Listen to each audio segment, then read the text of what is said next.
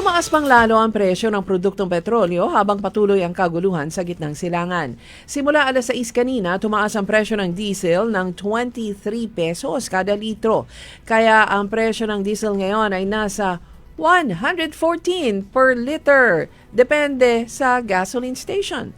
Ang gasolina naman ay tumaas ng 16 pesos per liter. Mula 68 per liter, ang gasolina ay higit na 80 pesos na din kada litro. Sa susunod na linggo, posibleng tumaas pa dahil malabong matatapos ang gyera sa Middle East sa susunod na mga araw. Practice lang ang pagtalaga ng mahigit sa 300 mga pulis at paglalagay ng razor wire na barikada sa mga kalsada sa paligid ng Malacanang. Ito ang sinabi ng tagapagsalita ng palasyo na si Claire Castro. Magdamag na nanatili sa kalsada patungong Malacanang ang mga pulis. Karamihan ay mga anti-riot police personnel na tila may malaking gyera na mangyayari. Kasunod nito, kumalat ang report na may banta sa Pangulo ng bansa.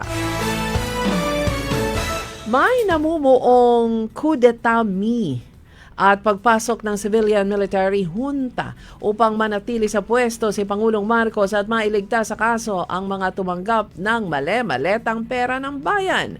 Ibinunyag ito mismo ni Senator Panfilo Lacson. Kumalat din ang report na ito ay pakana mismo ng Malacanang na kunyari ay may civilian military junta upang hindi mapatalsik si Pangulong Marcos tulad ng ginawa ng kanyang ama. Pero ayon sa AFP, ito ay hindi totoo at ang armed forces ay nananatiling tapat sa konstitusyon. Ito ay sa kabila ng kaliwat kanan na katiwalian at paglustay ng mga politiko sa pera ng taong bayan.